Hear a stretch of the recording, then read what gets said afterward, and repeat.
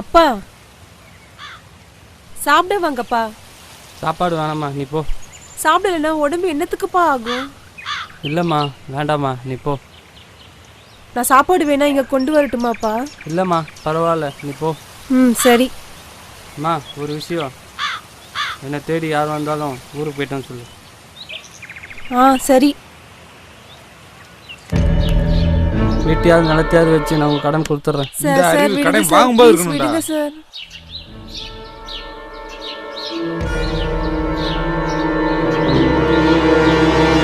Sir ஒரு வாரத்துல எங்க அப்பா எப்படியாவது பணம் திருப்பி கொடுத்துருவாரு சார். ஒரு வாரத்துல கண்டிப்பா திருப்பி கொடுத்துருவாரு சார். ஒரு வாரத்துலயா? ஆமா சார், கன்ஃபார்மா கொடுத்துருவாரா சார்? ஓ, பொண்ணு ஒரு வாரம் என் வீட்டுல இருக்கட்டும், பணத்தை கொடுத்துட்டு பொண்ணை கூட்டு போ.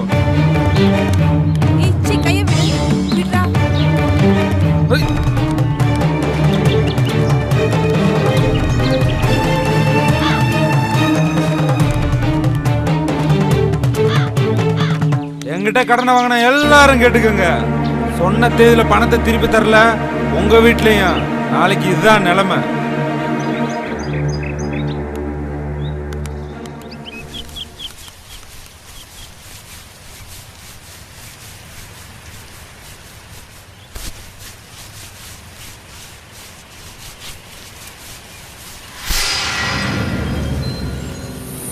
எனக்கு மாத்திக்க துணி வேணும். என் கைக்கு பணம் கிடைக்கிற வரைக்கும் நீ இப்படித்தான் இருக்கணும். நீ இந்த தோப்பை விட்டு வெளியே எங்கேயும் போக முடியாது. அதே மாதிரி தப்பிக்கலான்னு கனவுலையும் நினைக்காத, ஏன்னா தோப்பை சுற்றி கரண்ட் வெளியே வச்சிருக்கேன். சரி, வேலையெல்லாம் முடிச்சுட்டு தோப்புக்கு வா, உனக்கு பிடிச்ச மாதிரி வேற ஒரு வேலை வச்சு.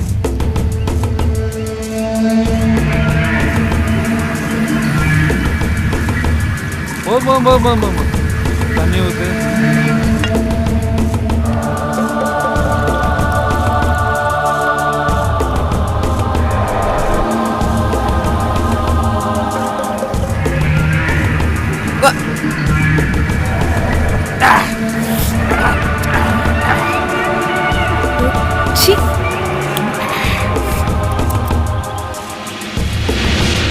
முன்னாடி இழுத்து போத்திட்டு மூடிட்டு நிக்கிற. இப்படி இருந்தா எனக்கு எப்படி சரக்கு அடிக்கிற மூடு வரும்? சீரியஸா இருக்காத, நல்லா சிரிச்ச மாதிரி போடா. சொல்லலாம், ஒரு சேலையை கழட்டி போடு.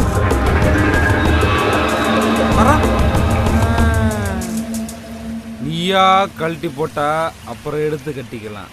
நானா கழட்டுனா புடவை ஜாக்கெட்டை எல்லாம் கிழிச்சு விடுவேன். அப்புறம் கொப்பை வர்ற வரைக்கும் நீ அப்படியே தான் இருக்கணும்.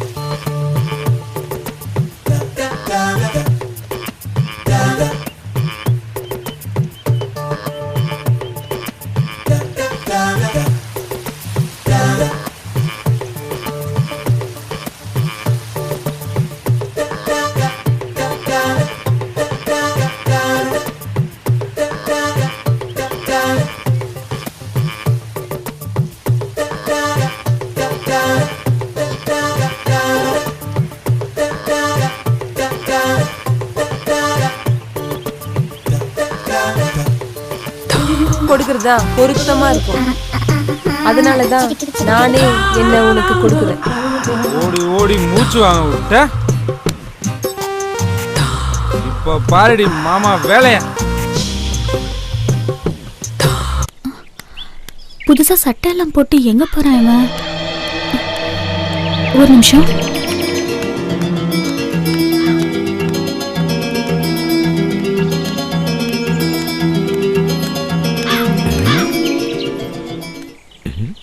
யாரோ பார்த்த மாதிரி இருந்துச்சே.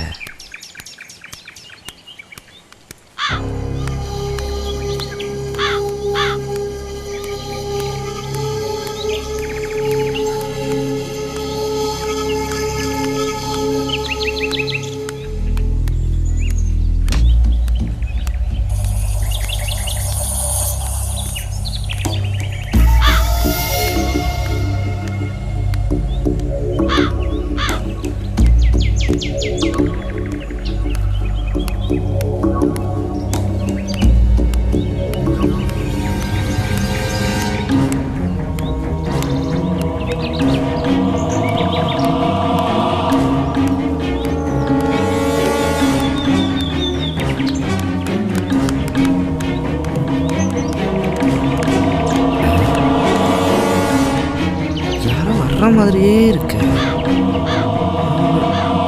கமலாக்கு வேற வேலையே இல்லை. எப்போ பார்த்தாலும் பகல்லையே வர சொல்றேன்.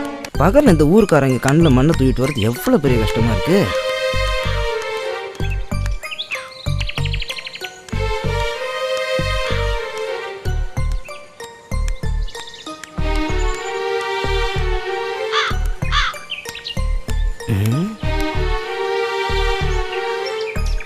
மாட்டிக்கோங்க தான் தோணுது.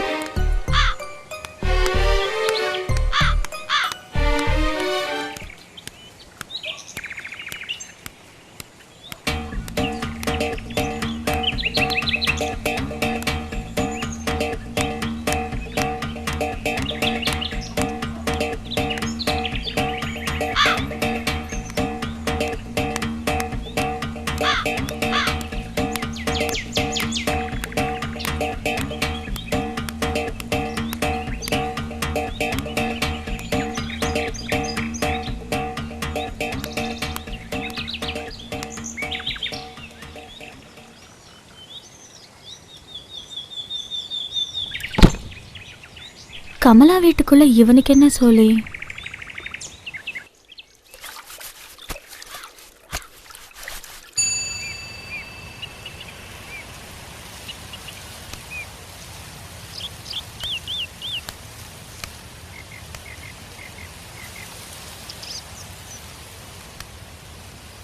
இந்த அப்படி இந்த பணத்தை கொடுத்து அவன் கடன் அடைச்சிருங்க.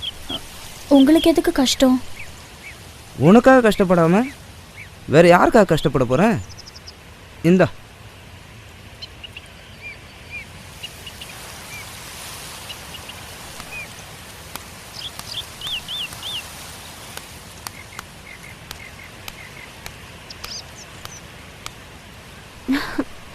உங்களுக்கு ஒரு சந்தோஷமான விஷயம் சொல்லணும்.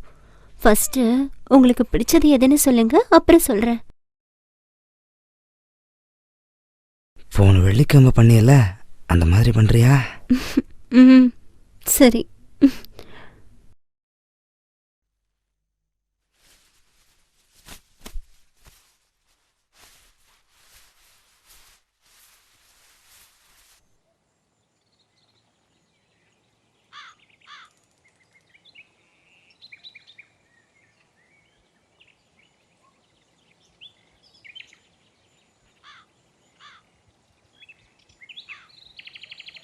இனிமே உன்கிட்ட பேசி பிரயோஜனம் இல்ல. அடியே கமலா, வெளிய வாடியே சக்கலத்தி. எந்த எடுப்படி சிரிக்கடி என் பேரை சொல்லி கூப்பிடுறவ? நான் தாண்டி கூப்பிட்டு பழவாட்ட. ஒண்ட வந்த பிடாரி ஊர் பிடாரி விரட்டிடுச்சா? அது மாதிரி இல்லடி இருக்கும் கதை. வாக்குப்பட்டு வந்த இடத்துல ஏன் வாழ்க்கை கெடுத்துட்டியடி? கொண்ட ரோலி. கூறு கட்டத்தனமா பேசாதடி, கூறு கட்ட சிரிக்கி. நானடி கூறு கெட்டு பேசுறேன்? அவசாரி முண்டை, நீ தாண்டி கூறு கட்டத்தனமா பண்ற. ஏண்டி ஊர்ல எத்தனை பேர் இருக்காங்க? அவங்கள யாரையாவது வச்சுக்க வேண்டியதானே? ஒருத்தர் பத்தலன்னா 10 பேரை கூட வச்சுக்கோ.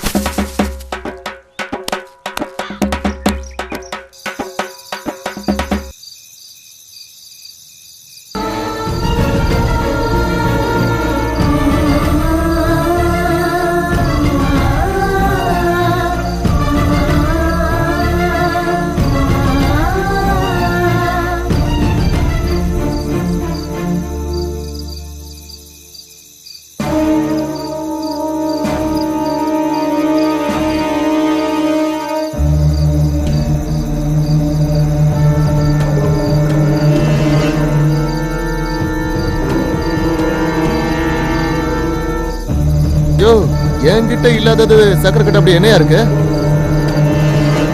நம்ம ஒரு பொண்ணை கரெக்ட் பண்றதே பெரும்பாடா இருக்கு. இவன் எப்படியா 2 பொண்ணை கரெக்ட் பண்ணா? மச்சம் வேணும்பியா. நல்ல வேலை பஞ்சாயத்துல என்ன நிப்பாடி இருப்பா, நான் தப்பிச்சு.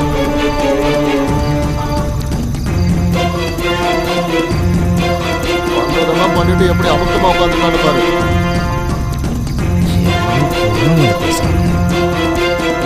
இவனெல்லாம் நடு ரோட்ல கட்டி வச்சு உதைக்கணுங்க.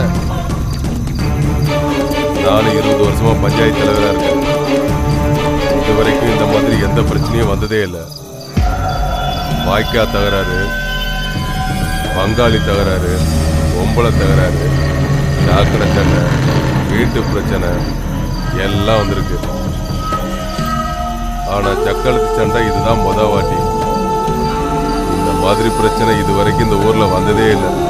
இதுக்கு என்ன தீர்ப்பு சொல்றது? ஏமா நீ என்னமா சொல்ற? கல்யாணம் முடிச்சு 1 மாசத்துலயே அவர் ஃபாரின் போயிட்டாரு. திரும்ப லீவுக்கு வந்தாலும் 1 வாரத்துல விசா கிடைச்சிருச்சுன்னு போயிடுவாரு. அப்புறம் கல்யாணம் முடிஞ்சு நான் வாழ வேண்டியதா இருக்கணுமா? கல்யாணமான பொண்ணு, நீ பேசுறது எல்லாமே தப்புதான். இங்க பாருமா, நீ பேசுறது எல்லாம் இந்த கலாச்சாரத்துக்கு ஒத்து வராது. உன் புருஷன் கூட வாழ்றதா எனக்கு சரின்னு படுது. சரிங்க, நான் என் புருஷனோட போய் வாழ்றேன். இப்ப நான் மாசமா இருக்கேனே. என்னது மாசமா இருக்கியா? என் வயித்துல வளர்ற குழந்தைக்கு சக்கரை தாங்க அப்பா.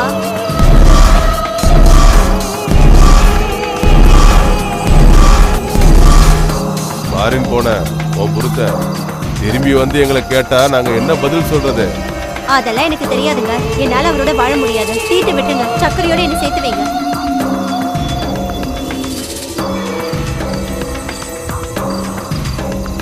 இங்க பாருமா, அவ முடிவு அவ சொல்லிட்டா. ஓ முடிவு என்னங்கிறத நீ தெளிவா சொல்லிருக்க. எதுக்குமா தயங்குற? எதுவா இருந்தாலும் சொல்லு, அப்பதானே நாங்க ஒரு முடிவு எடுக்க முடியும். சக்கரை எனக்கு வேணும். சக்கரை இல்லைன்னா நான் செத்துடுவேன். நீங்க தான் காரணம் எழுதி வச்சுட்டு செத்துடுவேன்.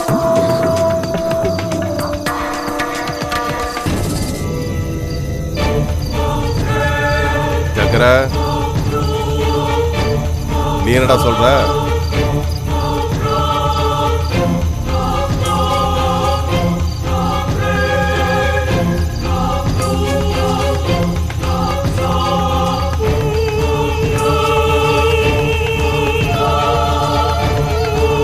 நான் என்னத்த சொல்றது?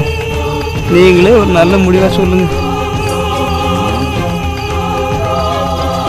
நான் சொல்ல வர்றது என்னன்னா, நான் 20 வருஷமா ஊர் தலைவரா இருக்கேன்.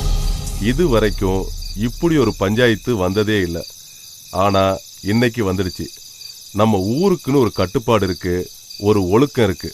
அதை நாம பரம்பரையா கடைபிடிச்சு வரோம். சின்ன சின்ன சண்டை சச்சரவுகள் வந்தாலும் நாம ஒத்துமையா தான் இருக்கோம். நல்ல பழக்க வழக்கங்களோட வாழ்ந்துகிட்டு இருக்கோம். ஒரு விஷயத்த நல்லா யோசிச்சு பார்த்தோம்னா, இந்த பஞ்சாயத்துக்கு பிராது கொடுக்க 2 பேருமே இந்த ஊர்ல பிறந்து வளர்ந்தவங்க கிடையாது, அசலூர்காரங்க. இவா ஒரு 2 வருஷத்துக்கு முன்னாடி கல்யாணம் பண்ணிக்கிட்டு இந்த ஊருக்கு வாழ வந்தவன். இவளும் இவ அப்பனும் 1 வருஷத்துக்கு முன்னாடி இந்த ஊருக்கு பஞ்சம் பொழைக்க வந்தவங்க. இந்த 2 பேருமே இதுக்கு முன்னாடி எப்படி வாழ்ந்தாங்கன்னு நமக்கு தெரியாது. நான் தீர்ப்பு சொல்றதுக்கு முன்னாடி ஒரு விஷயத்த தெளிவுபடுத்த விரும்புறேன். கமலாவோட புருஷன் நம்ம ஊருக்காரன்.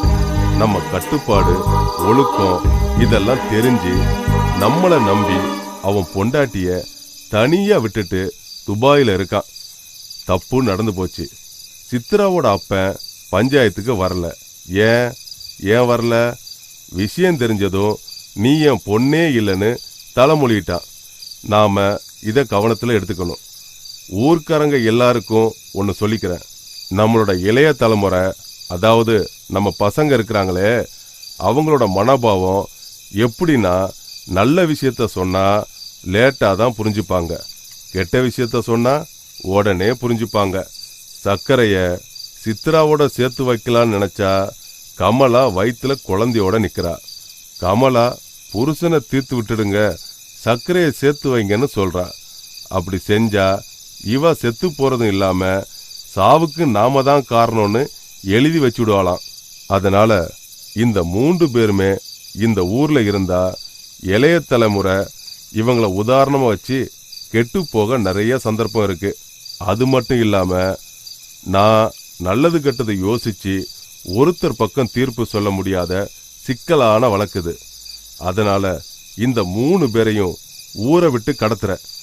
நாளைக்கு காலையில நீங்க 3 பேரும் இந்த மண்ணுல இருக்கக்கூடாது. எங்க வேணாலும் போங்க, எப்படி வேணாலும் வாழ்ந்துக்கோங்க.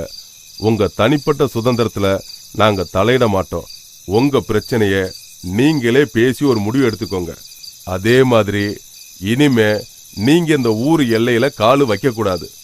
இந்த வழக்க பொறுத்த வரைக்கும் இதுதான் என்னோட தீர்ப்பு.